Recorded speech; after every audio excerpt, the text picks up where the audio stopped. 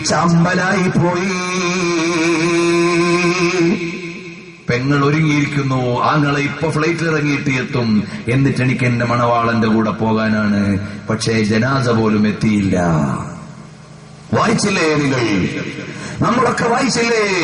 എനിക്ക് ആ ആഴ്ചയിൽ അവിടെ മംഗലാപുരത്തൊരു വഴതുണ്ടായിരുന്നു.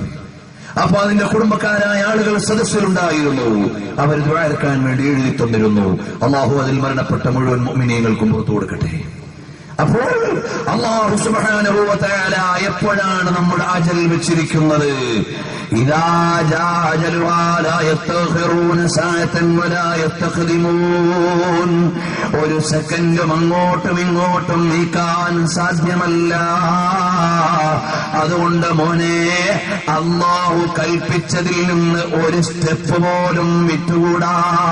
അല്ലാഹു നിർബന്ധമായി എന്നോടും നിന്നോടും കൽപ്പിച്ചത് 5 നേരത്തെ നിസ്കാരമാണ്.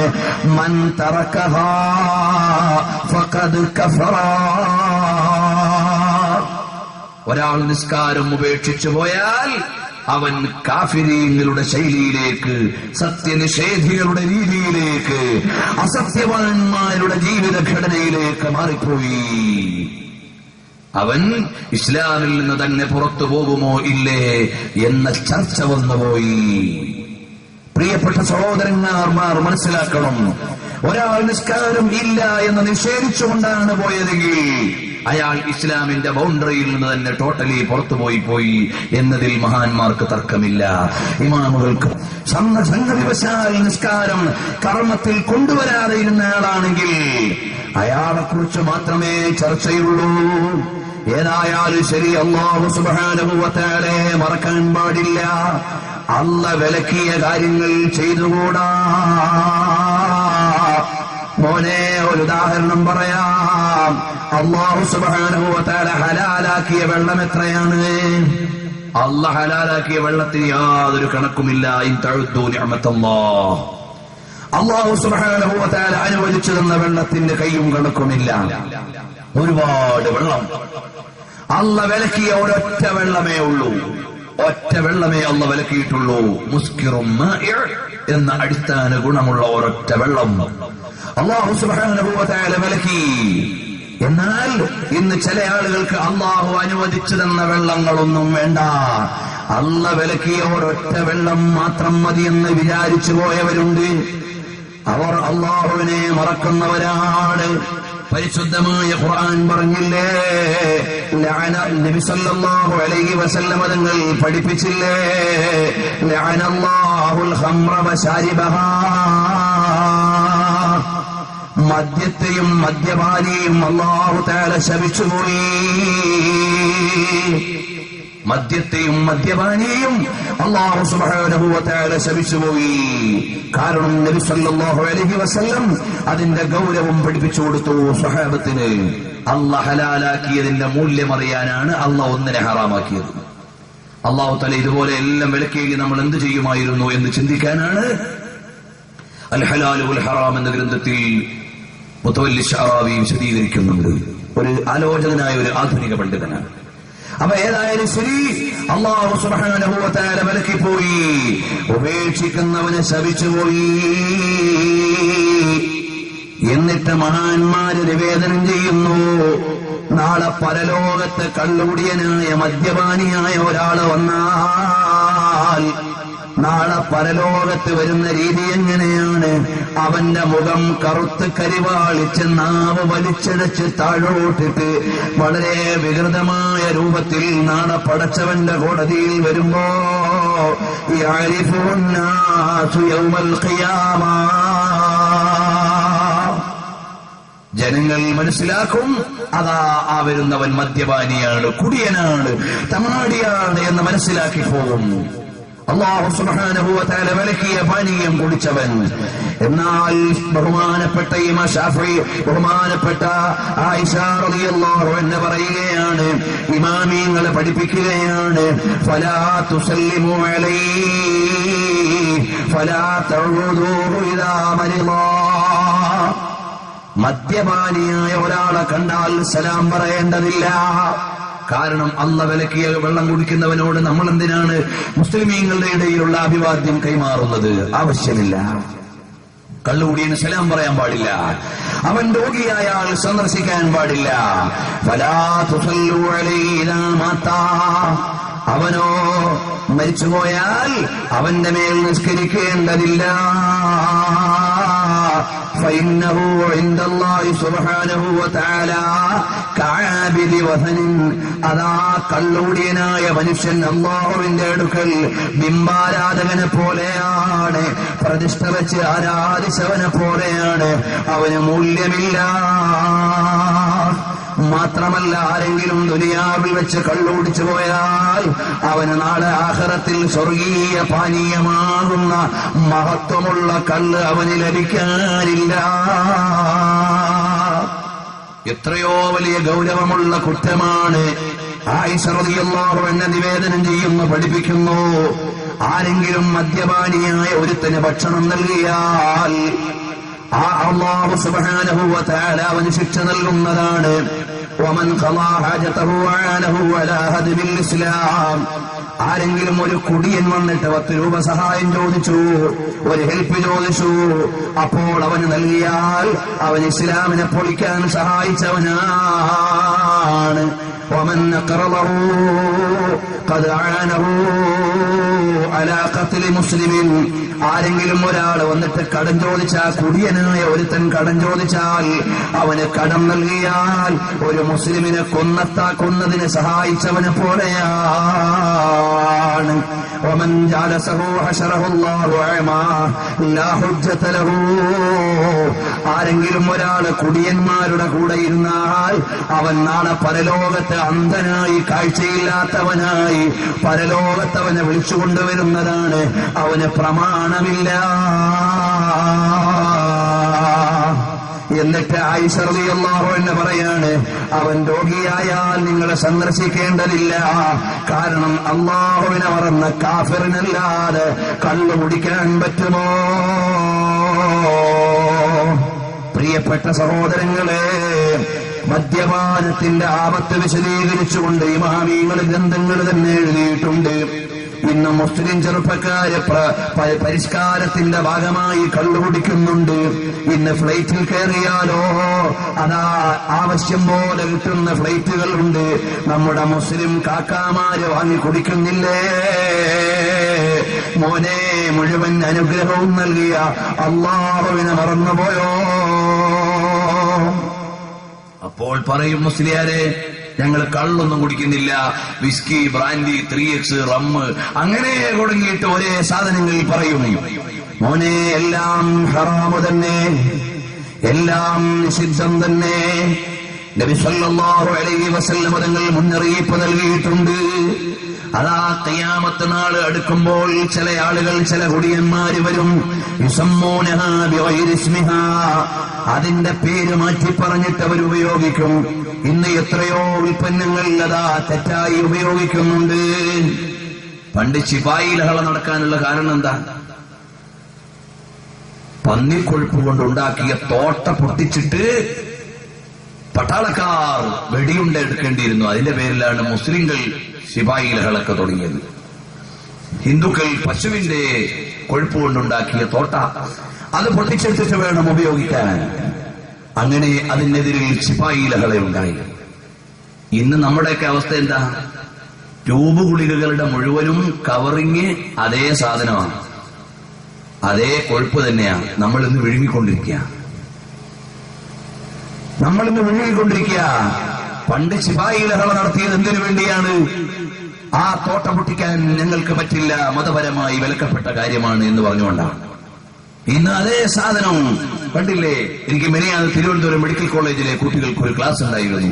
അവരോട് ഞാൻ ചോദിച്ചു മനസ്സിലാക്കി, അതിന്റെ കവറിങ്ങും പഴയതും ഒരുപോലെയാണോ? ഇതുപോലെ നാം അറിയാതെ പോലും അതാ കൊഴുപ്പുകളും പല വിലക്കപ്പെട്ട ഉൽപ്പന്നങ്ങളും നമ്മൾ കഴിച്ചു പോകുന്നു. രാത്രി സമയങ്ങളിൽ നമ്മളൊക്കെ ദീർഘദൂര യാത്ര ചെയ്യുന്നവരാണ്. ഏതെങ്കിലും വഴിവക്കിൽ നിർത്തിയിട്ട് ഗ്ലാസ്സിൽ ചായ വാങ്ങി കുടിച്ചാൽ തൊട്ട് മുമ്പേ പോയ ലോറിക്കാരൻ ചിലപ്പോ അത് വാങ്ങിയിട്ട് വാട്ടീസ് ഒഴിച്ചു കുടിച്ചിട്ടുണ്ടാവും എന്ന് പേടിക്കേണ്ട കാലമാണ്. നജസാണല്ലോ. നമുക്കത് കുടിക്കാൻ പാടില്ലല്ലോ. അപ്പോൾ അല്ലാഹു വിലക്കിയ പാനീയമാണ്. ഏത് പേരിട്ടാലും ശരി ഉപയോഗിച്ചുകൂടാ. സദ്യയിൽ വിളമ്പാൻ വെച്ചാൽ അതിൽ പങ്കാളിയായിക്കൂടാ. അത് മുസ്ലിയാരെ, ഞാനൊരു കമ്പനിയിലാണ് ജോലി ചെയ്യുന്നത്, ഞാൻ കുടിക്കാറില്ല. പക്ഷേ ഞങ്ങളുടെ കമ്പനിയുടെ വീക്കെൻഡിൽ ഞങ്ങൾ കൂടുന്ന സദ്യയിൽ എല്ലാം ഉണ്ടാകാറുണ്ട്. ഞാനത് കുടിക്കാറില്ല. അവരുടെ കൂടെ ചിലപ്പോൾ ഇരുന്ന് കൊടുക്കാറുണ്ട്. അങ്ങനെ നീ ഇരുന്ന് കൊടുക്കാനും പാടില്ല. നിനക്കതിൽ കുറഞ്ഞ അനുഗ്രഹം മതി, നിനക്കതിൽ കുറഞ്ഞ ആനുകൂല്യം മതി. പ്രത്യേകിച്ചും വിദേശത്ത് ജോലി ചെയ്യുന്നവർ എന്റെ ശബ്ദം കേൾക്കുന്നുണ്ട്, ഓൺലൈനിലൂടെ കേൾക്കുന്നുണ്ടാകാം. നിങ്ങളുടെ കമ്പനികളിലെ മീറ്റിംഗുകളിൽ മദ്യം വിളമ്പുന്നുണ്ടോ? നിങ്ങൾ അതിൽ പങ്കെടുക്കേണ്ടതില്ല. അല്ലാഹു അല്ലാതെ തന്നെ നിങ്ങൾക്ക് നിഅമത്ത് നൽകാൻ പരമാധികാരിയാണ്, അനുഗ്രഹം ഉള്ളവനാണ്. നീ അതിനെ കണ്ണടച്ചു കൂട്ടി നിന്നിട്ട് മദ്യം ഒഴിക്കുന്ന സദ്യയിൽ ഇരുന്നിട്ട് നീ കൂടേണ്ടതില്ല. നബി സല്ലല്ലാഹു അലൈഹി വസല്ലം അതിന് ഖിയാമത്ത് നാളിന്റെ അടയാളമായി പറഞ്ഞതാണ്, മദ്യം വിളമ്പുന്ന സദ്യകൾ വരും. ഏതായാലും ശരി കേട്ടോ, ഇമാമിയങ്ങൾ എഴുതി വെക്കുന്നു, ആരെങ്കിലും ഒരാൾ, ആയിഷ റളിയല്ലാഹു അൻഹ തന്നെ പഠിപ്പിക്കുകയാണ്, ഒരാൾ ആദ്യത്തെ പെഗ്ഗങ്ങ് കുടിച്ചാൽ,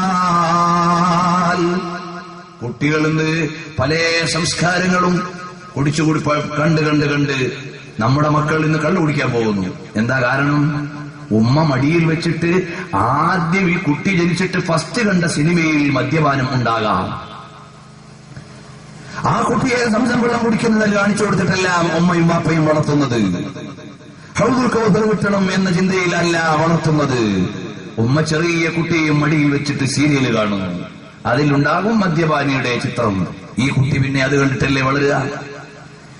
ഈ കുട്ടി അതുകൊണ്ടല്ലേ വളർന്നു വരുന്നത്? അവൻ വലുതാകുമ്പോൾ അത് അവന്റെ പ്രാക്ടിക്കൽ തലത്തിൽ കൊണ്ടുവരുന്നു, അതല്ലേ ഉള്ളൂ.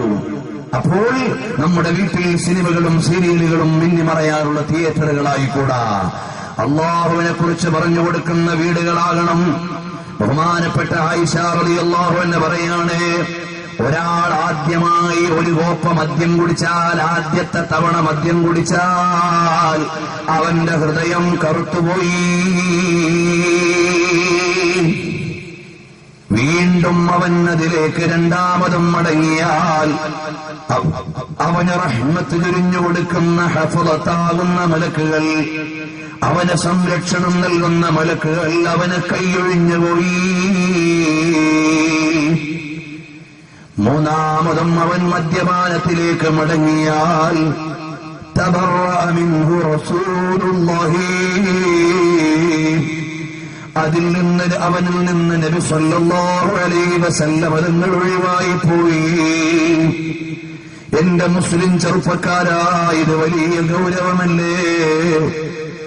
الشفاعة هب لنا في القيامة مشفقا واهلنا إن ضاعيا سيدي خير النبي. നാളെ പരലോകത്ത് ശുപാർശ നൽകാൻ ആദ്യം അധികാരം കിട്ടുന്ന ഏറ്റവും വലിയ ശുപാർശയുടെ ഉടമയായ റസൂലുള്ള നിന്നെ ഒഴിവാക്കിപ്പോയി മോനെ. മൂന്നാമതും നീ മദ്യപാനത്തിലേക്ക് പോയാൽ, അതുകൊണ്ട് വല്ലപ്പോഴും അറിയാതെയോ അറിഞ്ഞോ, ഇനി കമ്പനി കൂടിയപ്പോഴോ സംഗതിവശാലോ സന്ദർഭത്തിനനുസരിച്ചോ മദ്യപാനത്തിലേക്ക് പെട്ടുപോയ ചെറുപ്പക്കാരുണ്ടെങ്കിൽ തൗബ ചെയ്ത് മടങ്ങിക്കോ. അള്ളാന്റെ ഹബീബ് നമ്മളെ ഒന്ന് പരിഗണിക്കാൻ. അള്ളാന്റെ ഹബീബ് ആരാണ്? യാ റബ്ബി സ്വല്ലി അലൻ നബി മുഹമ്മദി മുൻജിൽ ഖലായിഖി മിൻ ജഹന്നമ ഫീ ഗദീ. നാളെ ജനങ്ങളെ സ്വർഗത്തിലേക്ക് നരകത്തിൽ നിന്ന് രക്ഷിച്ചു കൊണ്ടുപോകുന്ന നേതാവ്, ആ നേതാവ് കൈയൊഴിഞ്ഞു പോയാൽ നമുക്ക് വല്ല രക്ഷയും ഉണ്ടോ? അതാണ് ആയിഷ റളിയല്ലാഹു അൻഹ പഠിപ്പിക്കുന്നത്. മൂന്നാമതും നീ മദ്യപാനത്തിലേക്ക് പോയാൽ തബറഅ മിൻഹു റസൂലുള്ളാഹ്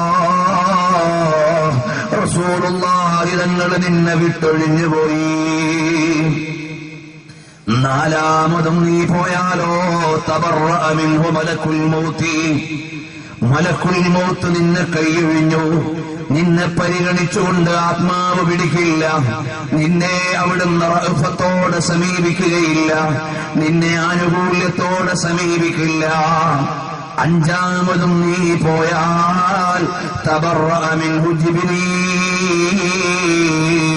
ജിബ്രീൽ അലൈഹിസ്സലാം നിന്നെ കൈയൊഴിഞ്ഞു പോയി. ആറാമതും നീ മദ്യപാനത്തിലേക്ക് പോയാൽ തബറഅ മിൻഹു ഇസ്രാഫീൽ. ഇസ്രാഫീൽ അലൈഹിസ്സലാം നിനക്ക് എതിരായി പോയി.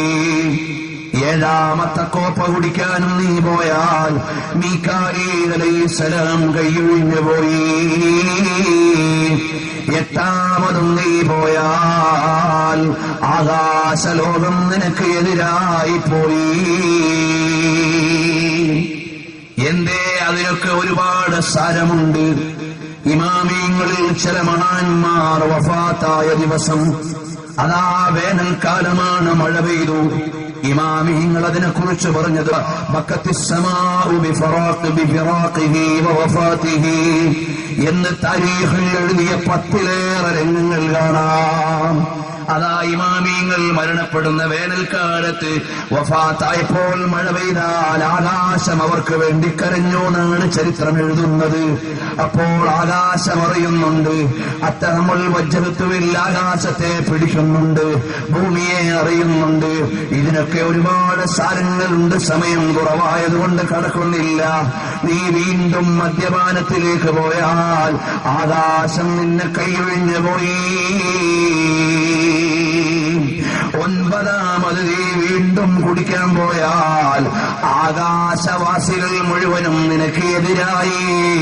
അനുകൂലം നിൽക്കാനില്ല. കാരണം അല്ലാഹുവിനെ അനുസരിക്കുന്ന അടിമകൾ, അവരെ കുറിച്ച് ആദ്യം പ്രഖ്യാപനം വരുന്നത് ആകാശലോകത്താണ്. അതാണ് മുഹീദ്ദീൻ ശൈഖ് റളിയല്ലാഹു അൻഹു ആകാശത്തും മേലും ഭൂമിക്കു താഴെയും അവരെ കൊടി നീളം തീരെ ഉള്ളോവർ.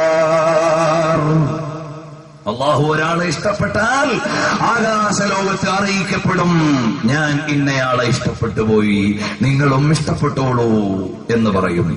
അവിടെയുള്ള സ്വാലിഹീങ്ങളുടെ അർവാഹുകൾ, മലക്കുകൾ അവിടുന്ന് ഇഷ്ടം വെക്കുന്നു. അതാണ് വാനലോകത്തുള്ള അംഗീകാരം.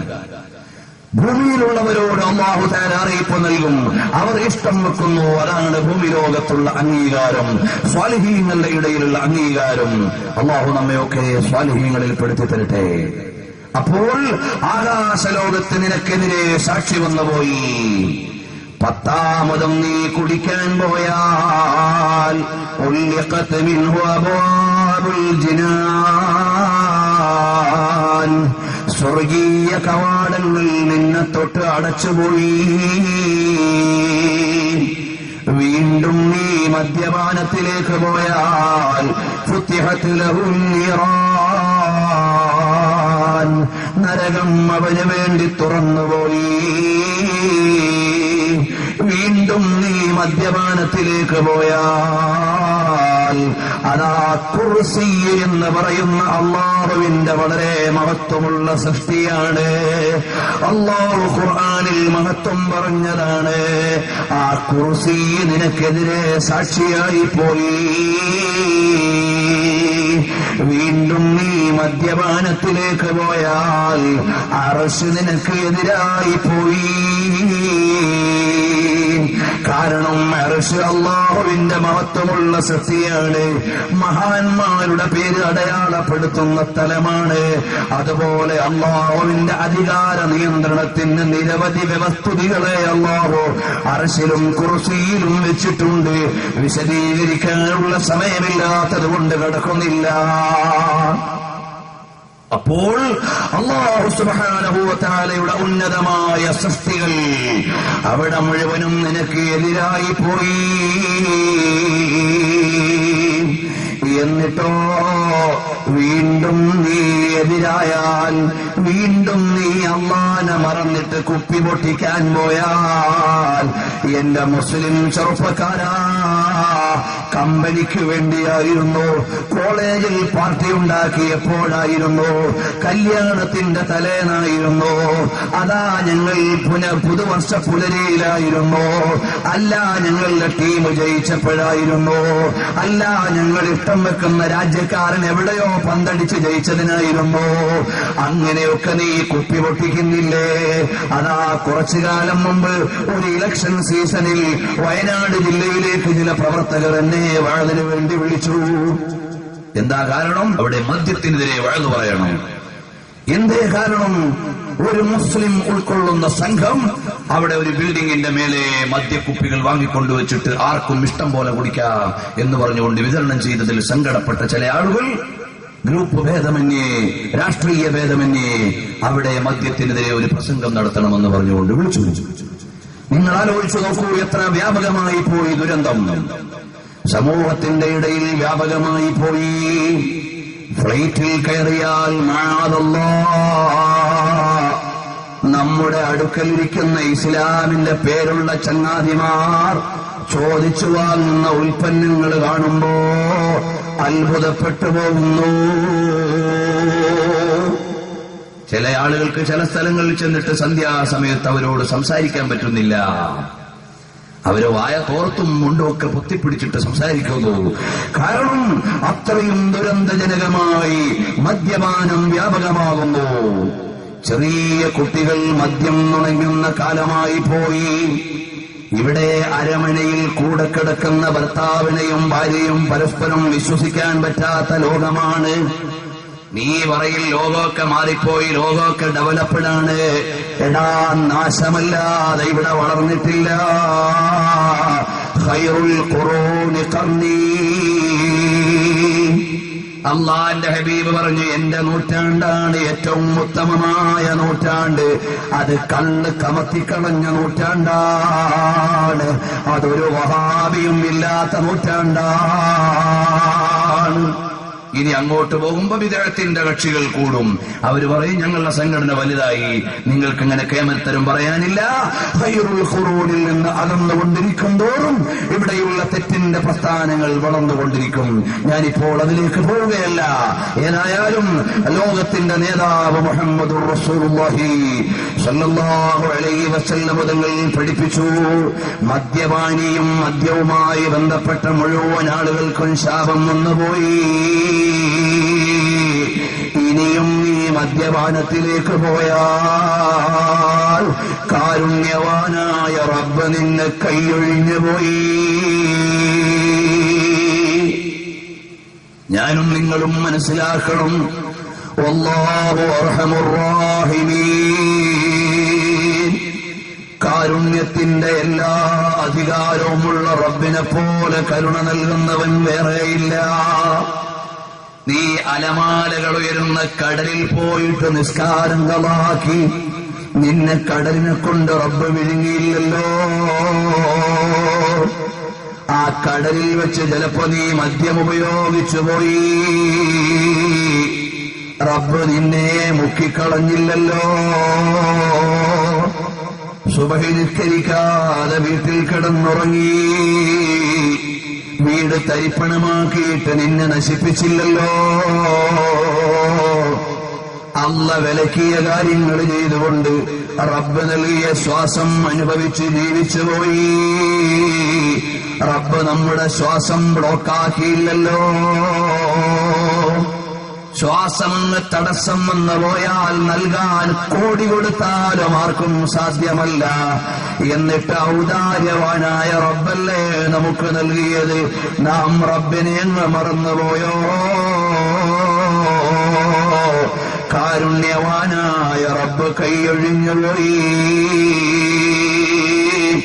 അവസാനം നരകത്തിൽ കിടന്ന് മദ്യപാനിയായ ആള് നിലവിളിക്കുമ്പോഴാണ് അതിന്റെ ശബ്ദം കേട്ടുകൊണ്ട് കാരുണ്യവാനായ റബ്ബ് കരുണ കൊണ്ട് നിറച്ച ഹബീബായ നബിതങ്ങൾ ചോദിക്കും, അല്ലയോ റബ്ബേ, ആ ശബ്ദം ആരുടേതാ? അപ്പോൾ പറയും, നബിയേ, അത് അവിടുന്ന് മദ്യപാനികളായ ആളുകളുടെ നിലവിളിയാണ്. അപ്പൊ അള്ളാന്റെ റസൂലിന് സങ്കടം വന്നുപോയി, ഹബീബിന് പ്രയാസം വന്നുപോയി. ഹബീബ് വന്നിട്ട് പറയും, റബ്ബേ,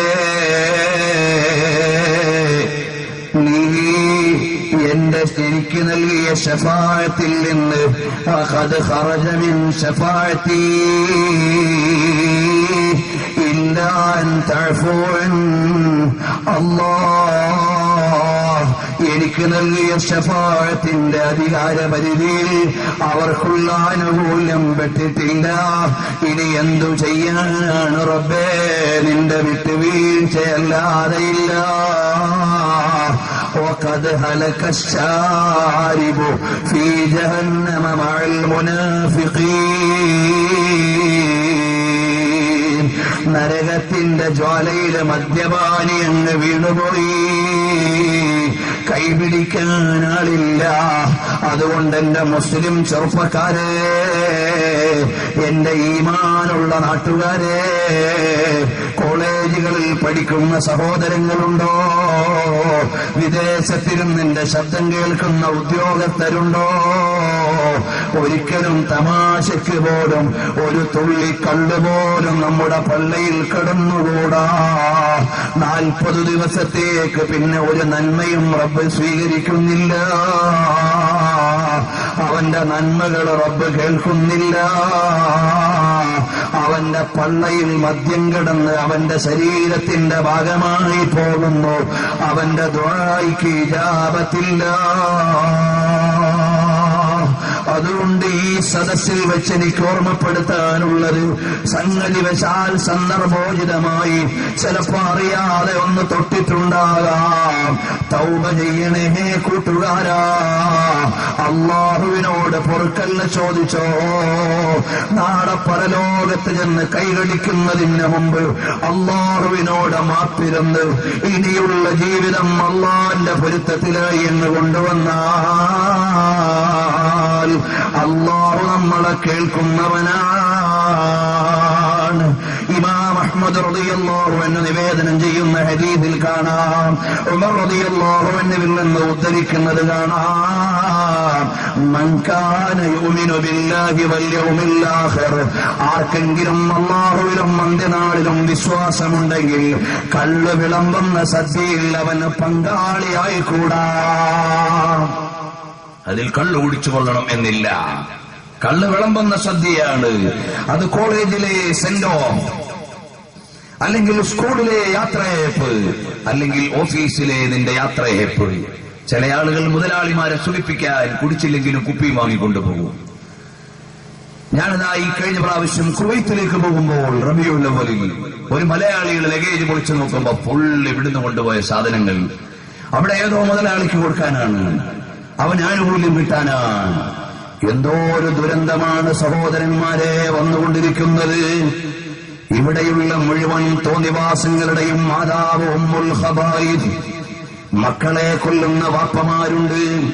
100 കണക്കിന് തവണ പെൺമക്കളെ പീഡിപ്പിച്ച പിതാക്കന്മാരുടെ കഥയാണ് പത്രത്തിൽ വരുന്നത്. അതാ 8 വയസ്സ് മുതലോ 6 വയസ്സ് മുതലോ ഒക്കെ പെൺമക്കളെ പീഡിപ്പിച്ചവരുടെ കഥയായി ഇപ്പൊ പത്രത്തിൽ വരുന്നത്. ആ അന്വേഷണത്തിന് 2 മുഖമുണ്ട്. പറവൂരിലെ പെൺകുട്ടിയെ 100 തവണ പീഡിപ്പിച്ചു എന്നാ പത്രക്കാര് പറയുന്നത്. ഇത്രയും നേരം ഈ പെൺകുട്ടി എന്തേ ആരോടും പറയാഞ്ഞത് എന്ന് കോടതി ചോദിച്ചില്ലാവൂ. ഇതുപോലെ ഇപ്പോൾ മിനിയാന്നറ്റോ പത്രത്തിൽ വന്നു 8 വയസ്സ് മുതൽ പീഡിപ്പിക്കപ്പെട്ടു പോലും. ഇപ്പോ ഹയർ സെക്കൻഡറിക്ക് പഠിക്കുന്ന പെൺകുട്ടിയാണ്, മൊഴി കൊടുക്കുന്നു. എത്രയോ അരമനകൾ ഇതുപോലെ ചീഞ്ഞു നാറുകയാണ്. എത്രയോ അകത്തളങ്ങളിൽ മദ്യപാനത്തിന്റെ ദുരന്തമാണ്. 8 വയസ്സ് മുതൽ സ്വന്തം മകളെ പീഡിപ്പിക്കുന്ന പിതാവിന്റെ യോഗ്യത എന്താണ്? അയാൾ മദ്യപാനിയാണ്.